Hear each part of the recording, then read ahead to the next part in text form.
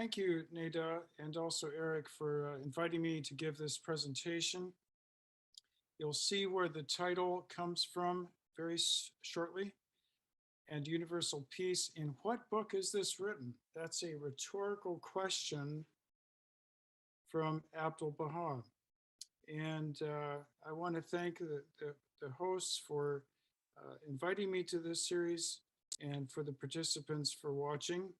And I want to tell everyone that this updated version, which I had previously uploaded to academia.edu, my website that features a number of academic publications, I will update it after this presentation.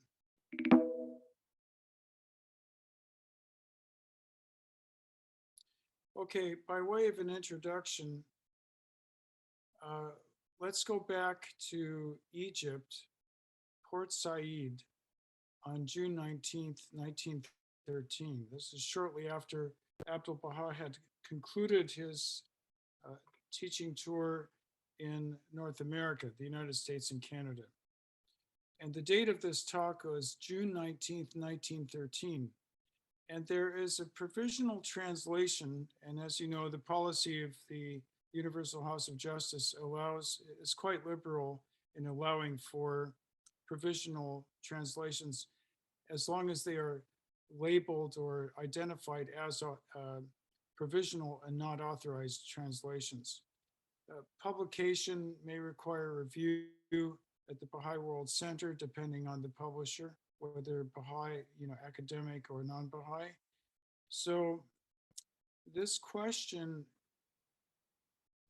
in which holy book is this? That's the literal question from the original Persian, as I will show in a minute. It's in response to a couple of questions that, well, the same question that Abdul Baha was asked late in his trip to North America as to what is new in the teachings of Baha'u'llah. So here's one form of the question. On November 15th, 1912, Abdul Baha was asked, what has Baha'u'llah brought that we have not heard before? And I want to say that there are hot links or web links to all of the graphics in this presentation, and also where you see a line. So this is the reference to the new Baha'i Reference Library, which you can click and find this text. And then again, on December 2nd, 1912, right before Abdul Baha's departure, he's asked again, you have asked me what new principles have been revealed by him, referring, of course, to Baha'u'llah.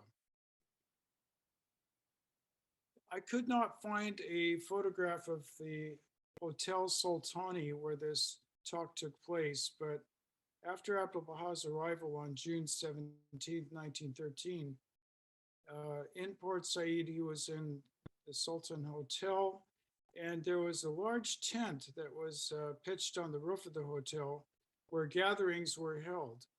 And this was a gathering soon after Abdul Baha's arrival. So fresh on his mind, was his recent teaching experiences abroad in North America and Europe. Here are some contemporary pictures from Port Said, Egypt in the year 1913 or close to that.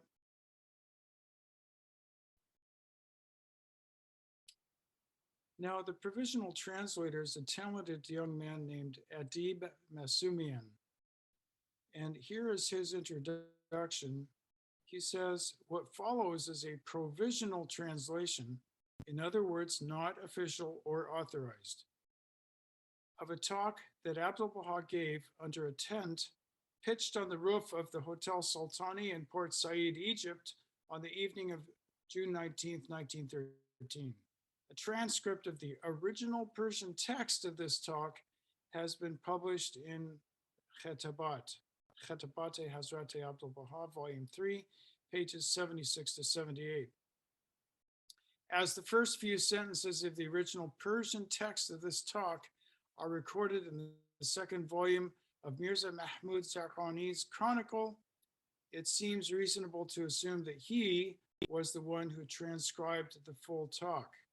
And if that's the case, I anticipate that this talk will be authenticated and an authorized translation will follow sometime in the future.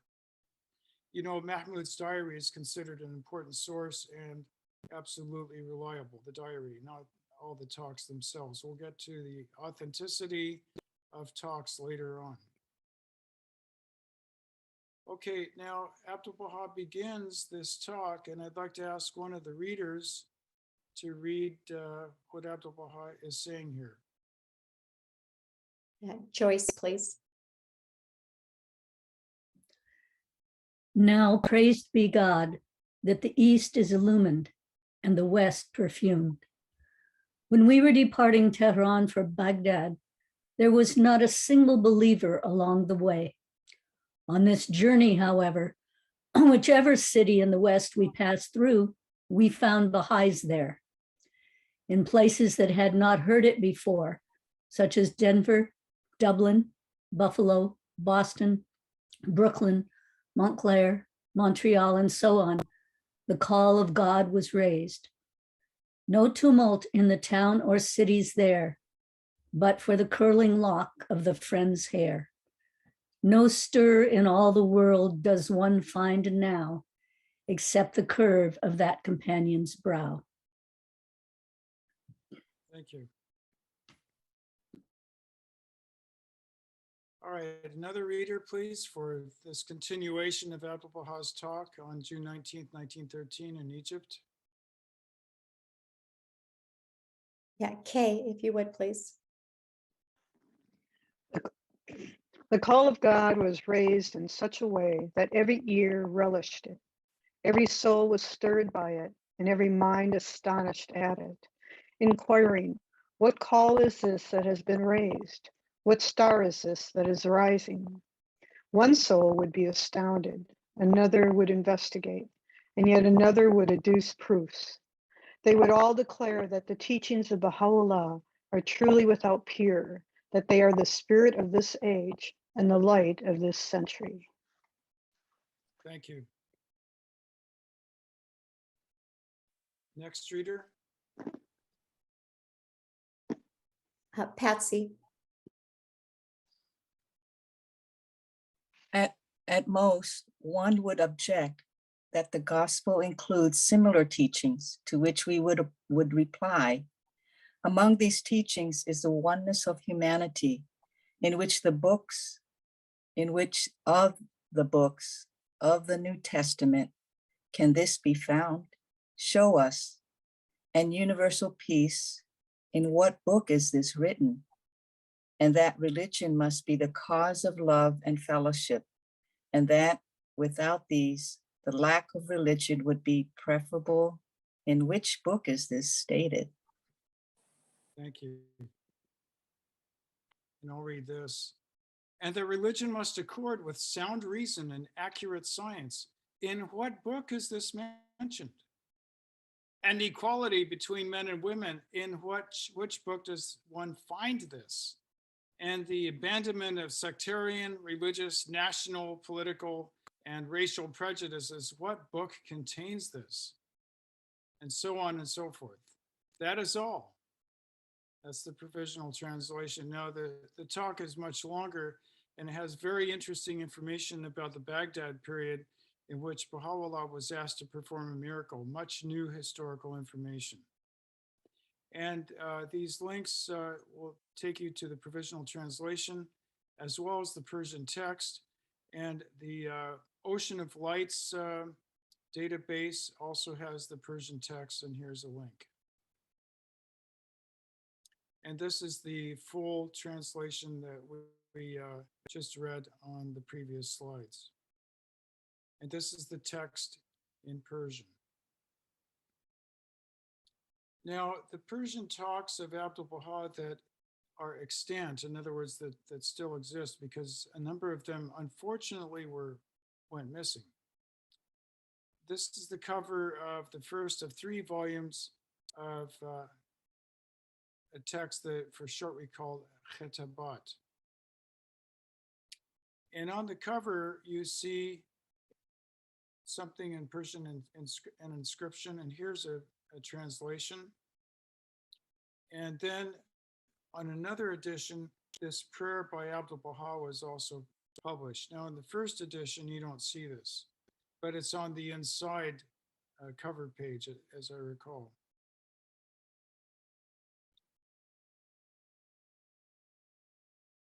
And Abdul Baha says, praise be to God. No, this is Mahmud Zarqani, pardon me, stating this. Praise be to God, the all-glorious, the most effulgent. Through the grace and bounty of the center of the covenant, referring to Abdul Baha, of course, the seven essence servants successfully compiled the talks from Abdul Baha's first journey to the countries of Europe in 1912 AD, equivalent to 1330 AH, after Hijra. They were all commended to his luminous and celestial sight and published at his instruction. And then the prayer from Abdul Baha, which is very short, says, O Lord, confirm Sheikh Faraj to render service at the sacred threshold, Abdul Baha Abbas. And Sheikh Faraj was the publisher of this volume.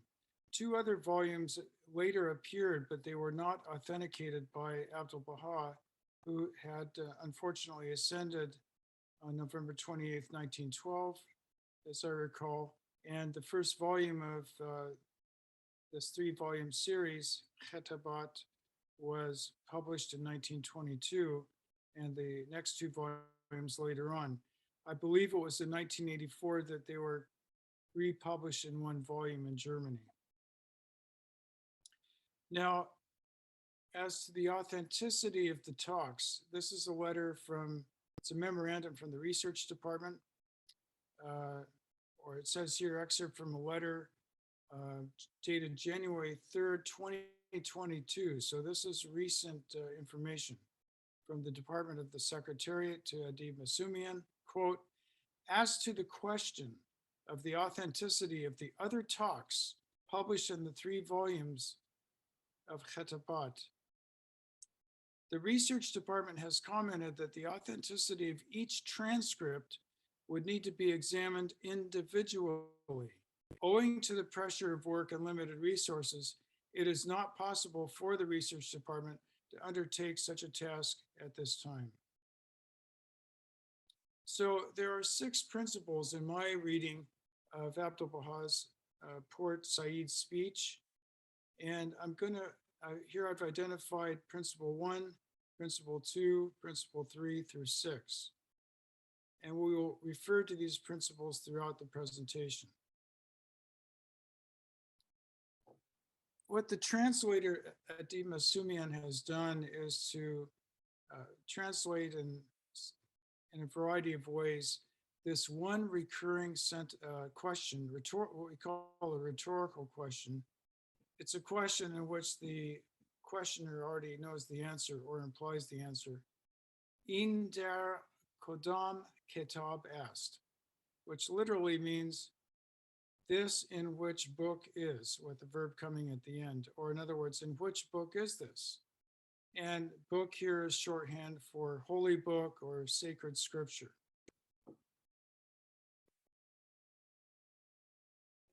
So in effect here, Abdul Baha is answering a question by posing a question. And for informational purposes, further information on this talk is found in Stephen Phelps' important scholarly resource called A Partial Inventory of the Works of the Central Figures of the Baha'i Faith. And I made it such that I hope this works in the PDF. If you click on the image, and then of course I've got another link too in the text version on the right-hand side to this very monumental resource that Baha'i scholars and others will use in the course of Baha'i studies. Now, in my reading of this June 19th, 1913 talk, this relates back directly. I didn't say this in the PowerPoint, but the more I study this, it's a direct reference, remember this is my provisional opinion, to an important talk on November 15th, 1912 at the home of Bahá'í artist Juliet Thompson in New York. The notes were by Hooper Harris, and I'm going to talk about, I didn't know who the translator was for this, but wherever I could identify the translator, as well as the reporter, the stenographer, or whoever it was, I do, and with some information on who that person was. So talking about this event, Juliet Thompson in her diary, can we have a reader read this diary entry, please? Joyce? On November 15, the master came to our house and gave a most wonderful talk in the front room on the first floor to a great crowd of people who filled both the front and back rooms and the hall. I brought George up from the basement and stood him on a chair so that he could see the master. He thought the master was God and was frightened. Driving down to us with Miss Champney, our Lord had said, "The time has come for me to throw bombs," and he threw them in his talk that night. Thank you. Okay, George was a boy of Juliet Thompson's maid, and I think he was about 6 years old at the time. And his impression, he thought the master was God and was frightened, was quite interesting. And throughout the diary, there are some very interesting conversations between Juliet and George. And here, you know, bombs doesn't mean this literally. It's don't take it wrong. It's, I think Abdul Baha had reached, if I may say so, it's my impression that Abdul Baha had reached a point of a certain frustration that people were not responding as fully as, you know, could be or should be expected. So a number of the photographs and documents featured in this presentation are courtesy of the National Baha'i Archives.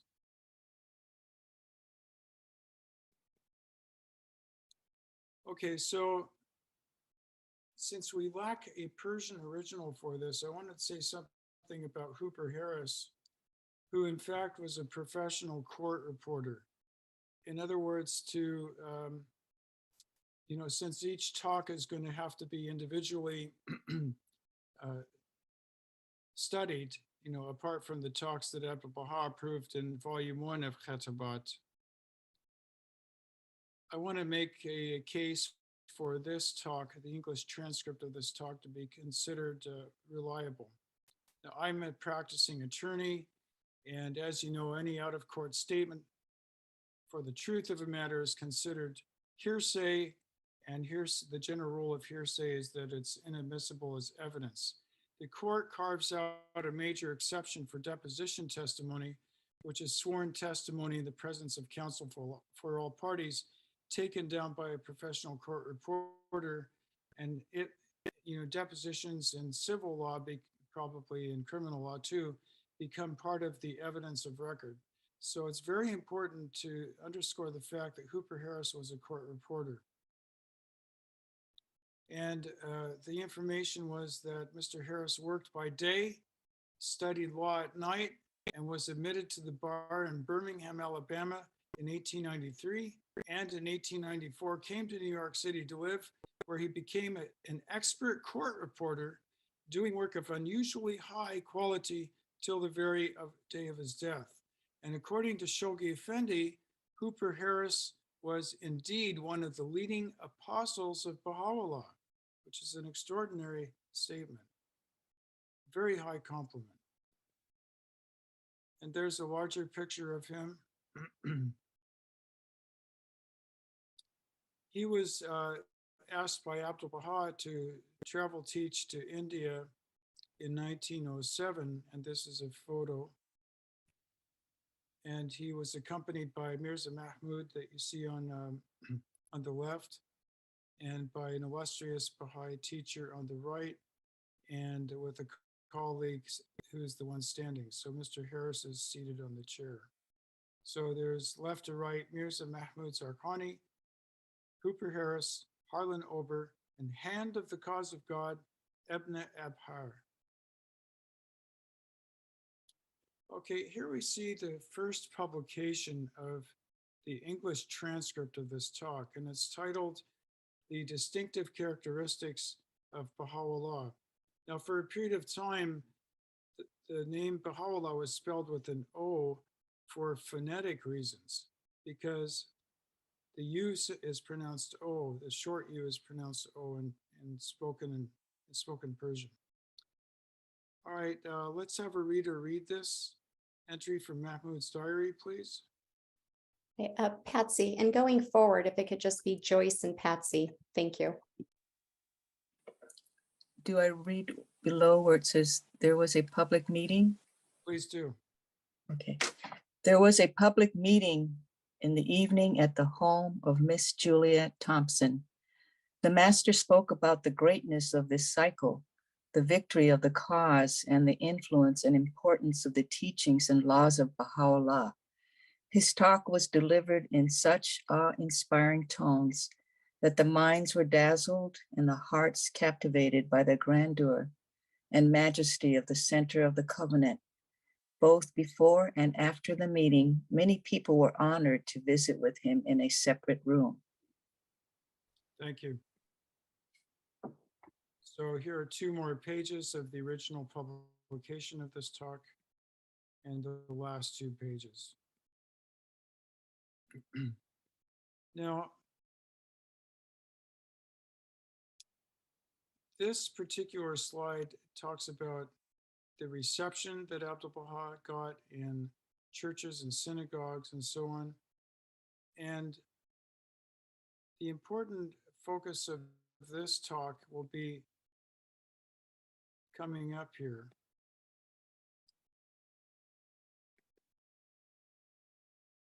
Would a reader please read this slide? Some who could find no other pretext have said, these teachings are not new. They are old and familiar. We have heard them before. Therefore, I will speak to you upon the distinctive characteristics of the manifestation of Baha'u'llah and prove that from every standpoint, his cause is distinguished from all others. It is distinguished by its didactic character and method of exposition, by its practical effects and application to present world conditions, but especially distinguished from the standpoint of its spread and progress. Thank you. This is a very important talk, and I'm going to just show you the slides because I'm going to revisit this talk in the form of its earlier version after reviewing the December 2nd, 1912 talk. So the titles, by the way, that I'm using here for these slides come from my book, Baha'i Faith, The Basics. Can people see me as well as the PowerPoint? Yes. Yes. Okay, I just hold it up so you can see what this book is. It's an introduction to the Baha'i Faith, published by Routledge, a leading academic press in the United Kingdom, but it's the first and only book I've written without any footnotes or endnotes. And it's aimed at the first-time reader. You've probably heard of the 4 Dummies and 4 Idiots series of introductory books. This is, I think, a more sophisticated series along those same lines, and it's a highly successful series. So they needed a PhD who could write simply. So the titles for Abdu'l-Baha's principles are put in the form of short actions rather than just what they are. They're put in the form of what we should do. So search for truth here is one way of expressing the independent investigation of truth. As an action, we should search for truth. And here's another principle which I have expressed as see humankind as one. And as I said, we're going to revisit these later on. And this relates back to the Port Said speech. Among these teachings is the oneness of humanity. In which of the books can this be found? Show us. Religion respects science. Again, it relates back to the Port Said speech. Religion should unify.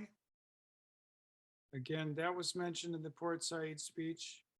Abolish every prejudice. Again, that was emphasized in the Port Said speech.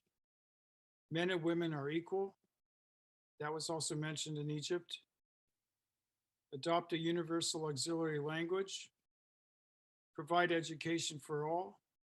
Work is worship.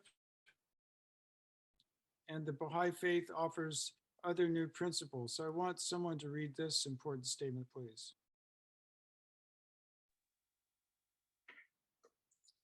I'll read. The Baha'i faith offers other new principles. The teachings of Baha'u'llah are boundless and without end in their far-reaching benefit to mankind. The point and purpose of our statement today is that they are new and that they are not found in any of the religious books of the past. This is an answer to the question, what has Baha'u'llah brought that we have not heard before? Therefore, it is conclusive and evident that the manifestation of God in this day is distinguished from all former appearances and revelations by His majesty, His power, and the efficacy and application of His word. Abdul Baha. Thank you, Patsy. Very important statement. And again, Stephen Phelps, partial inventory. Stephen Phelps translated Arabic and Persian texts for many years at the Baha'i World Center in Haifa. All right, now we move to the December 2nd, 1912 speech at the home of Mr. and Mrs. Edward Kinney, as they would say back then. In other words, Edward Kinney and his wife, Carrie Kinney. Edward Kinney, the first home, apart from a hotel, that Abdul Baha stayed in was Edward and Carrie Kinney's home, and the last home during his sojourn in America, North America, was in the Kinney home as well. Edward Kinney, and I'm presuming his wife Carrie, had seen Abdul Baha in the Holy Land for 2 pilgrimages. So the notes are by Esther Foster, and unlike Cooper Harris, I could not find hardly anything on her. She is mentioned in one of the Baha'i World volumes in passing, and we don't know if this is the same person, but Stephen Collins searched in newspapers.com, and there's another Esther Foster, maybe the same person, whose occupation is listed as a stenographer, a professional stenographer. So once again, that would, Abdul Baha wanted these talks to be recorded as accurately as possible and published. That was his intended goal for these talks. Now let's talk about this photograph. I love this photograph. For years, it's been my favorite photograph. I used a version of this photograph as a frontispiece for my dissertation when it was published by the State University of New York Press, called Paradise and Paradigm, Key Symbols in Persian Christianity and the Baha'i Faith. So I'd like to give you some information about this photograph because it was taken on this very date, December 2nd, 1912, which adds a whole dimension of significance and character to this talk. The portrait was by Jacob Schloss, who lived from 1857 to 1938, and he was known as a celebrity photographer. And it was later published on August 1st, 1919 in Star of the West. Now, Schloss always copyrighted his portraits. So that's why I think it took a while to arrange for orders of this photograph to be sent and paid, because he was in the business of earning a living from being a professional photographer.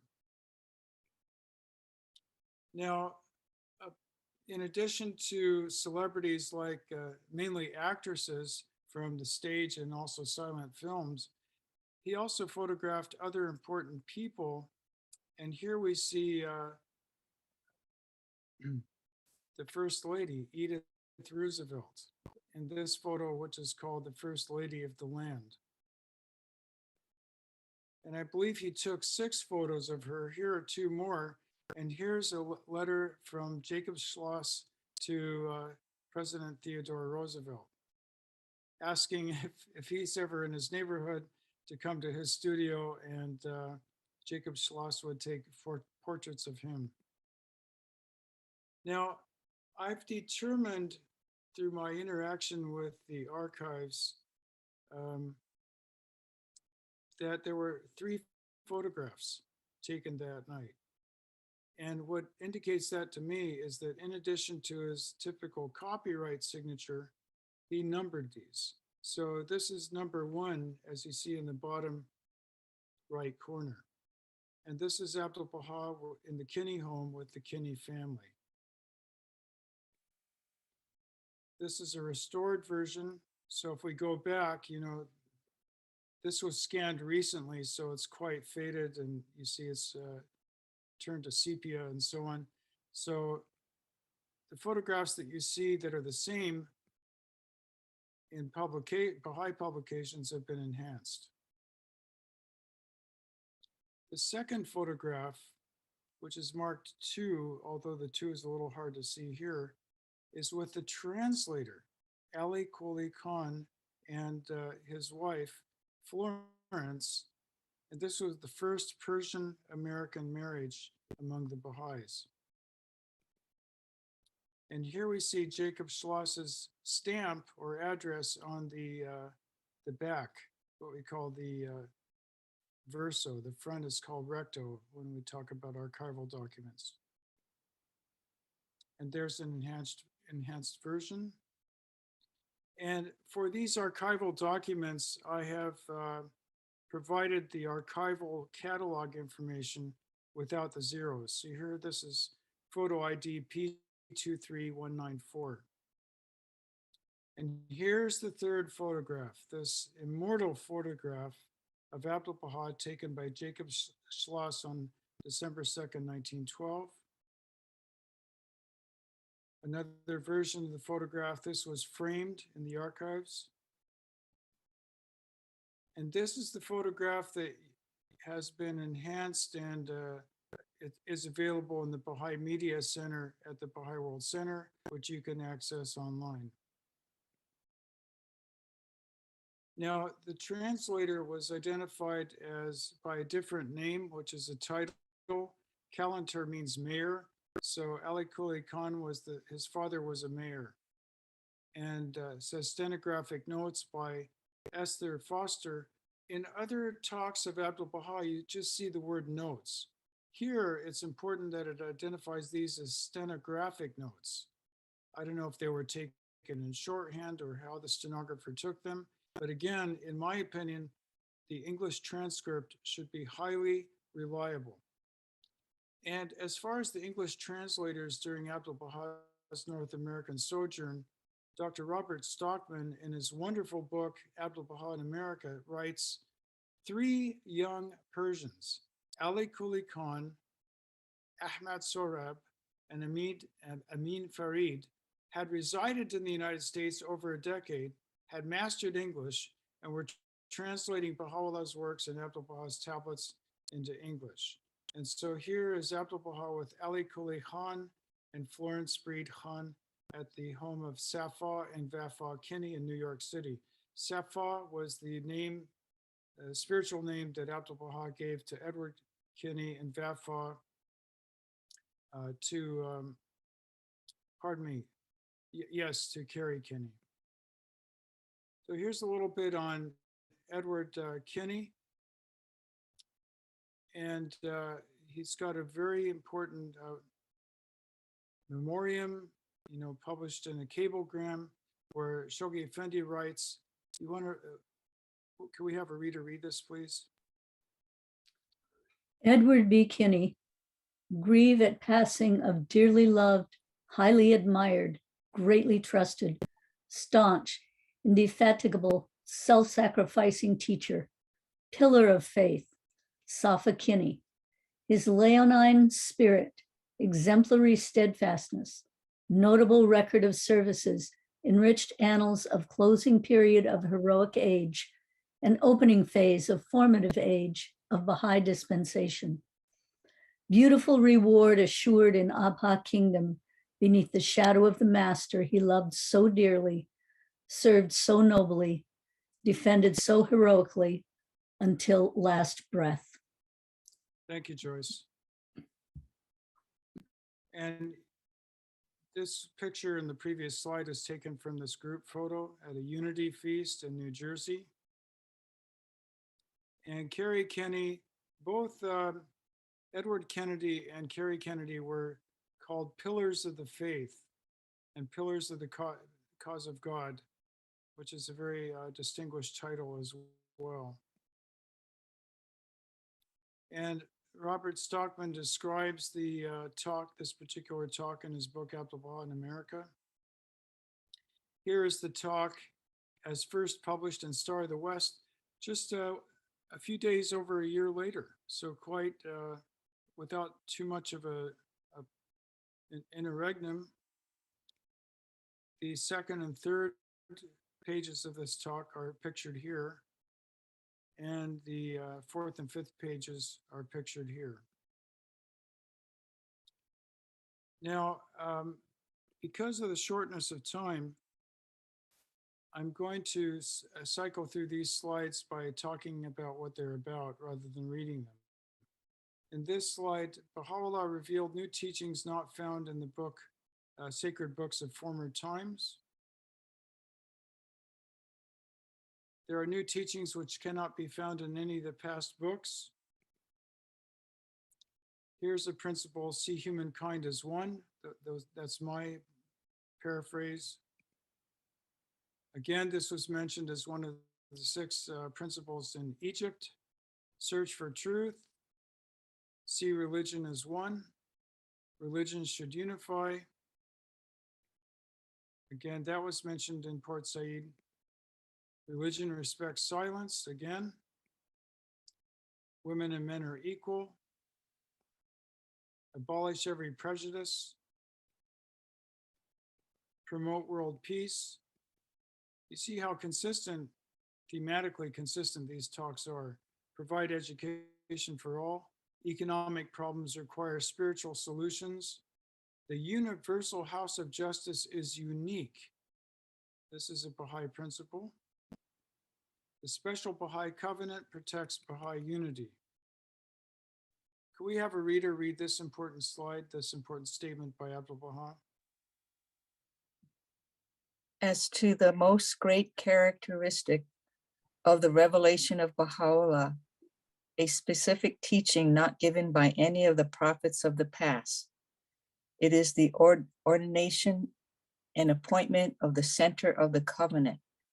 By this appointment and provision, he has safeguarded and protected the religion of God against differences and schisms, making it impossible for anyone to create a new sect or faction of belief. Abdu'l-Baha. Thank you, Patsy. And the Baha'i faith offers other new principles. Joyce, would you like to read this? The teachings of Baha'u'llah are boundless and illimitable.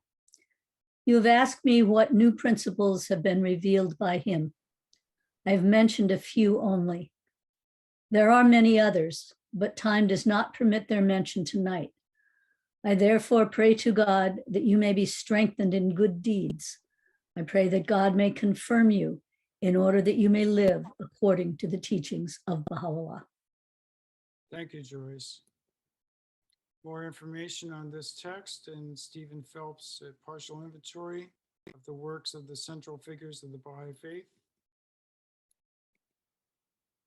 All right. I'm using the term a new gospel, which is from Shoghi Effendi, and he says its implications are deeper, its claims greater, referring to the claims of the Baha'i faith, than any which the prophets of old were allowed to advance.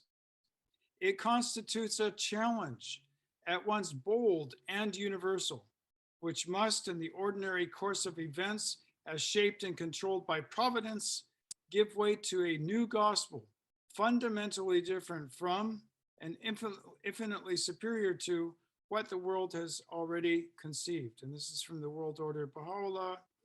And since the new Baha'i Reference Library gives paragraph numbers, if you so choose to view them, and not page numbers, the link is here, which will take you directly to the text. All right, now I used this approach for my book, Baha'i Faith, The Basics. And the way I organized this took a lot of thought and planning. You see the chapters here, and they're meant to reflect the contemporary activities of the Baha'i world at present, including and especially emphasizing community building, social action, and public discourse. In the chapter 3, Principles, Baha'i Social Teachings, I relied heavily on Abdu'l-Baha's response to the question, what did Baha'u'llah bring that is new? So in following Abdu'l-Baha as the perfect exemplar, he was the paragon of Baha'i virtues, but remember, he was also the authorized interpreter of Baha'u'llah's teachings, and his teaching example, his engagement in public discourse and in teaching the faith are examples that we should study and emulate. So here's a picture from page 42 of Baha'i Faith, The Basics. And I talk about the term relative. I think it's important to use it relatively, not absolutely. And, I refer back to the question on Friday, November 15th, 1912. Abdu'l-Baha was asked the following question: what has Baha'u'llah brought that we have not heard before? And again, the question that Abdu'l-Baha was asked: you have asked me what new principles have been revealed by him. And his answer was, I will speak to you concerning the special teachings of Baha'u'llah. And so in this introductory book to the Baha'i Faith, I've focused on these two talks. Now, since there's no Persian transcript available, they are not wholly authenticated. So as a way to add to their authentication, I added parallel statements from the tablet to the Hague. And here are the Baha'i principles expressed as dynamic actions. And I identified 15, but of course there are many more. Search for truth. Remember, this is an action, not just a term or a description. Search for truth. See humankind as one. See religion as one. Religions should unify. Religion respects science. Men and women are equal. Abolish every prejudice. Promote world peace. Provide education for all. Economic problems require spiritual solutions. The Universal House of Justice is unique. The special Baha'i covenant protects Baha'i unity. Adopt a universal auxiliary language. Work is worship. The Baha'i Faith offers other new principles.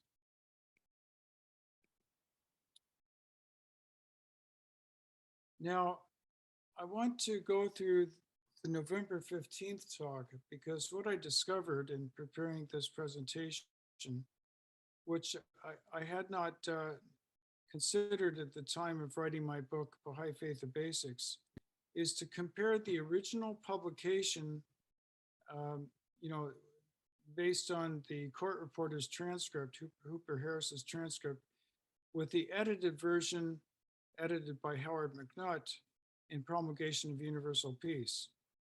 So Joyce, would you read the bottom quotes, both on the left and the right? In which one of the sacred books of the past do you find the announcement of this principle?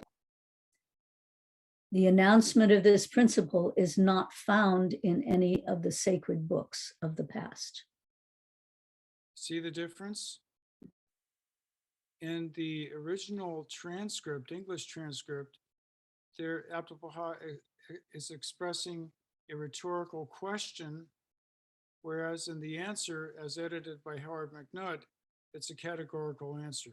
And you're going to see this pattern throughout the talk. Patsy, would you like to read the part in gold here?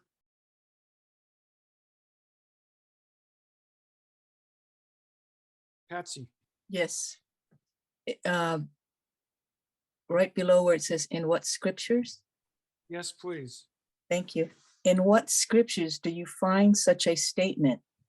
In what sacred record can you show such a teaching? No other scriptures contain such breadth and universality thank you, of statement. No other teachings proclaim this unequivocal principle of the solidarity of humanity. Thank you, Patsy. You know, I have a diaresis here inside square brackets, meaning that there's text missing, whereas the text on the right by Howard McNutt is the full passage, where he has actually left out a couple of, one or two intervening sentences. All right. Again, we find this particular pattern. Joyce, do you want to read these two gold texts? Where do you find any such statement as this in any of the sacred books? This principle has not been revealed in any of the former books of divine teaching. Okay, and the principle at issue here is that religion and science, the harmony of religion and science, or as I put it, religion respects science. In other words, should respect science. So on the issue, on the principle, religion should unify. Patsy, it's your turn, right? Sorry, I had to take my dog out. Okay. In which one of the sacred books do you find such a statement? This is a new principle of revelation found only in the utterances of Baha'u'llah. Thank you. Now, do you see the editorial hand of Howard McNutt at work? I have a great deal of respect for him. I have several articles on him in a series that I think it's 69 or 70 articles long for Baha'íTeachings.org, which is, the series is called The Universal Emancipation Proclamation, and it focuses on African American history within Baha'i history. So again, we see this same pattern of Abdul Baha asking a rhetorical question, you know, after talking about another Baha'i principle of Baha'u'llah, here abolish every prejudice, or what he says here, prejudice in all its forms must be abolished. So Abdul Baha asks a rhetorical question, but in the edited version and promulgation, it's stated as an answer. Here, there is no rhetorical question. But in the next principle, adopt a universal auxiliary language. No rhetorical question there, but it comes up again. Joyce, would you like to read the gold text? In which one of the sacred books you find such a text? This practical remedy for the need of the world cannot be found in the text of any other sacred books. Thank you.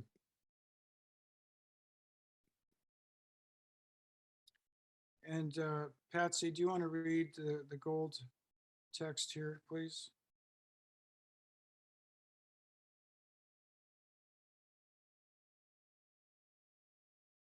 Patsy? Can you hear me? Yes, sorry. Therefore, if anyone should raise an objection and ask the question, The gold text, oh, I'm sorry. top, here it's on top, okay? The point and purpose of our statement today is that these teachings are new and that they are not found in any of the religious books of the past. The point and purpose of our statement today is that they are new and that they are not found in any of the religious books of the past. Okay, here's an example of Howard McNutt closely following the original text. And here we see from the archives a copy of his handwritten edit prior to the publication of the Promulgation of Universal Peace, which I think has been published in 3 editions, if I'm not mistaken. Another editing. This is about the most great characteristic of the revelation of Baha'u'llah at the bottom, but at the top, this is about the House of Justice. And here we're going to compare the original published English transcript with the edited version. So Joyce, would you like to read this? The 11th teaching is the organization called the House of Justice, which is endowed with a political as well as a religious aspect. It embodies both aspects, and it is protected by the preserving power of Baha'u'llah himself.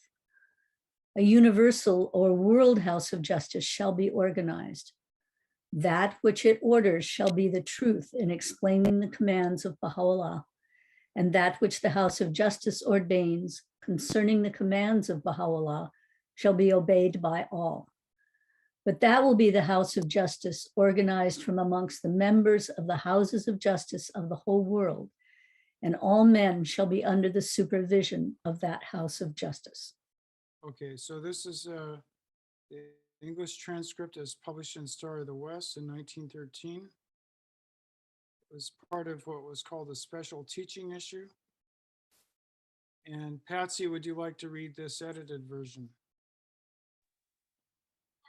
He has ordained and established the House of Justice, which is endowed with a political as well as a religious function, the consummate union and blending of church and state. This institution is under the protecting power of Baha'u'llah himself. A universal or international House of Justice shall also be organized. Its rulings shall be in accordance with the commands and teachings of Baha'u'llah, and that which the Universal House of Justice ordains shall be obeyed by all mankind. This International House of Justice shall be appointed and organized from the houses of justice of the whole world, and all the world shall come under its administration. Thank you. Okay, so here are my conclusions for what they're worth. Abdul Baha's June 19th, 1913 talk in Port Said, Egypt, sheds new light on his prior responses to questions as to what is quote unquote new in Baha'u'llah's teachings on November 15th, 1912 and December 2nd, 1912 in New York. A close comparison between 1, the first publication of these 2 talks in Star of the West magazine, and 2, their later edited republication in the Promulgation of Universal Peace, shows that the earlier versions were probably more true to the original. This is most evident in the November 15th, 1912 talk, where in editing the text for republication and promulgation, editor Howard McNutt turns Abdul Baha's rhetorical questions into categorical answers. For Baha'is, Abdul Baha's approach has potential and possibly profound implications for public discourse, considering his role as the perfect exemplar, not only as a paragon and paradigm of Baha'i virtues, but as a model for how best to teach the Baha'i faith. And let's end with a couple of additional readings about the newness of Baha'u'llah's principles. Joyce, is it your turn? Yes. Out of this pitch blackness, there dawned the morning splendor of the teachings of Baha'u'llah. He hath dressed the world with a garment new and fair. And that new garment is the principles which have come down from God.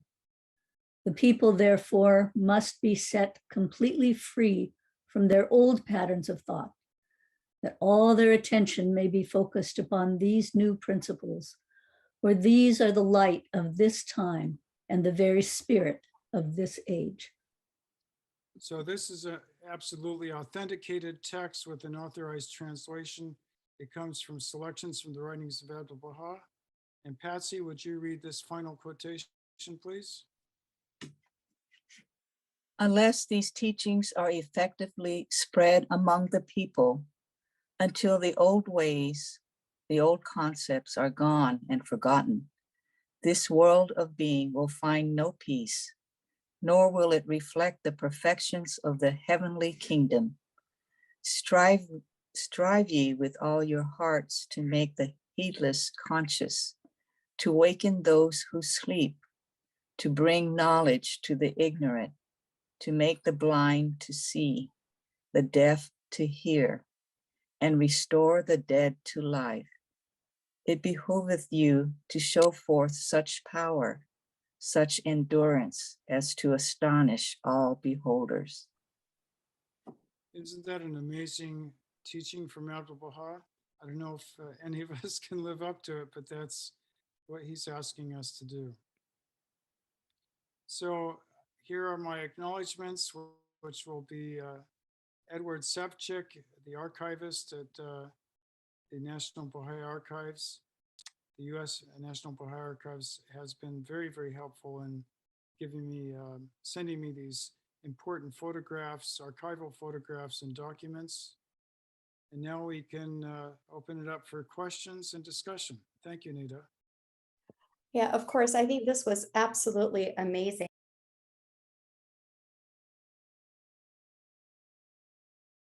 I have always heard that the Universal House of Justice only is a religious leader, not politics, and it's going to be separate.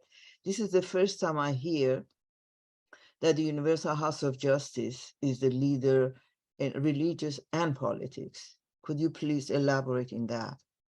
Sure, that's an excellent question, Shireen. Well, first of all, when I define politics, I like to define it broadly as, you've heard the expression, the body politic. Yes. It's a, familiar expression in English, referring to all of humankind. And of course, Shoghi Effendi said we should avoid partisan politics like the plague.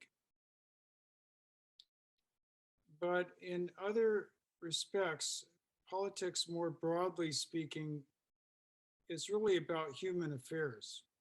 So if we can disambiguate and disengage, even though they're connected in practical terms, partisan politics from the body politic, in which we address political solutions in the form of spiritual principles and social principles. As to the distant future, right now, I hesitate to speculate. For the time being, we live in the era of the lesser peace, which is gradually unfolding and evolving in degrees. And we have religious pluralism, we have multinationalism at work, and so on and so forth. So there is no Baha'i state, there is no Baha'i country in which there is a majority. Therefore, there's no official political involvement of the Baha'i faith institutionally, only at best in an advisory and exhortatory capacity. So we are called upon to try to influence society by providing model communities and making the Baha'i solutions to the world's problems known at the level of principle.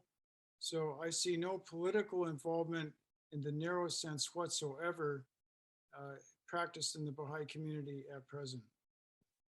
Thank you. I just love the way you've captured, especially the principles, the 6 principles. And I know a lot of people are going to have to go back to this presentation to reread those and to tie those in. So that was wonderful.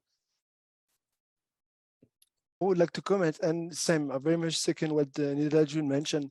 The level of depth and research is pretty incredible, and I'm used to that from Dr. Beck, but still, I'm not just happily surprised every time.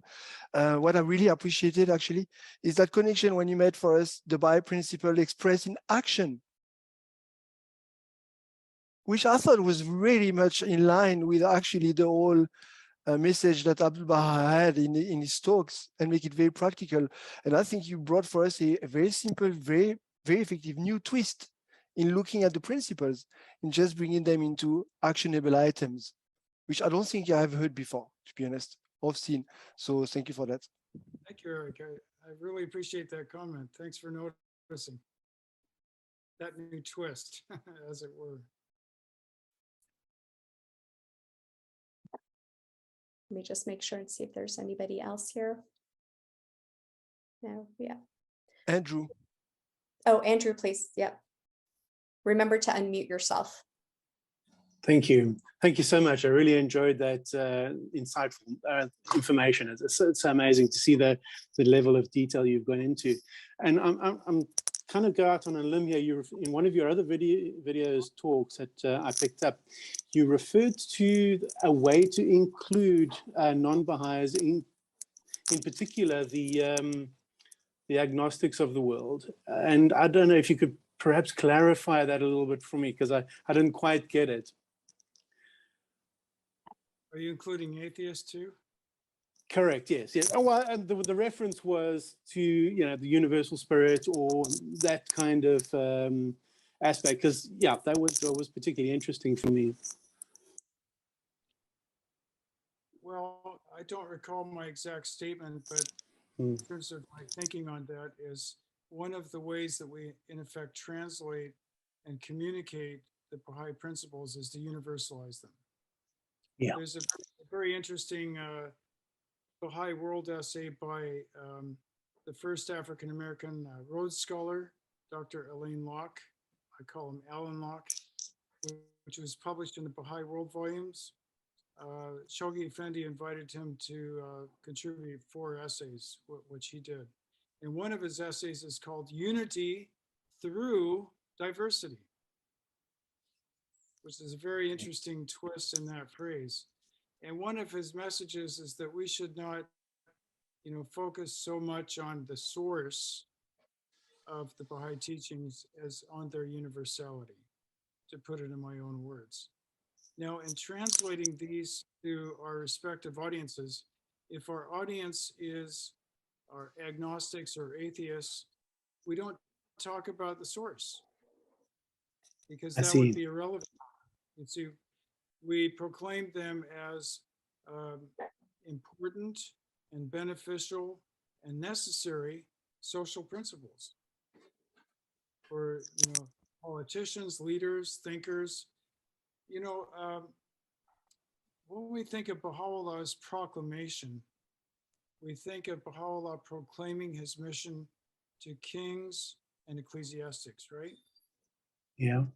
But Dr. Nader Saidi provided a provisional translation of a text in which Baha'u'llah says that, in my paraphrase, first he proclaimed his mission to mystics, then divines, then leaders or kings. And then in an article that a Russian Baha'i scholar, Dr. Yuli Ioannessian, and I published in 2010 in Baha'i Studies Review, where we, based on some manuscripts that I ordered from Cambridge University from the Brown Papers, Edward Grenville Brown Papers, and that Dr. Ioannessian had access to in the Rosen archives in St. Petersburg, Russia. We came to the conclusion that Baha'u'llah intended the Tablet of Glad Tidings to be translated and published into Western, and that he addressed this not only to these principles not only to religious leaders, but to and divines, but to scholars and statesmen as well, which is a new finding. So the proclamation of Baha'u'llah, in terms of this research, may be considerably broader than we had first imagined. And in this broad proclamation, you know, I used to teach research writing at Michigan State University with an American Studies focus. And the first thing we teach our students is, you know, who are you writing to? Who is your audience? So the question of audience becomes important when teaching the faith. Thank you. That's great. So in that way, the revelation of Baha'u'llah is open to everybody. The revelation is for all mankind, the universal mankind. Yeah. Awesome. Thank you. I really appreciate that. Thank you so much. Yeah, I just got a question. Someone had asked me, and it relates to, I guess, the king of Samoa was a king, right? But I don't have enough knowledge about the politics part or governing part of a king. So she had asked me, well, if we don't participate in politics, how is it that he became a Baha'i? I don't know if my question is clear. My understanding is that he became a Baha'i After. individually, not officially, not in his capacity as, I can't remember the term that's used for him other than king of Western Samoa. And as you know, the first monarch to accept the faith was Queen Marie of Romania. She was taught by Hand of the Cause of God, Martha Root. But I believe she was not a reigning monarch at that time, whereas the king of Western Samoa was. I think that he was probably, this is my speculation, carefully counseled to avoid any efforts to cross boundaries, as it were, between political and non-political spheres of activity. So that's my limited understanding. I have not studied this issue with respect to the King of Western Samoa, but it's something worth investigating. And if you find out some information, I'd like to know. Okay, thank you. I think that's it for our questions and answers. Again, thank you so much, Dr. Buck, for your time. And again, if people are interested in the presentation, please feel free to email me. My email's in the chat and we will send it to you.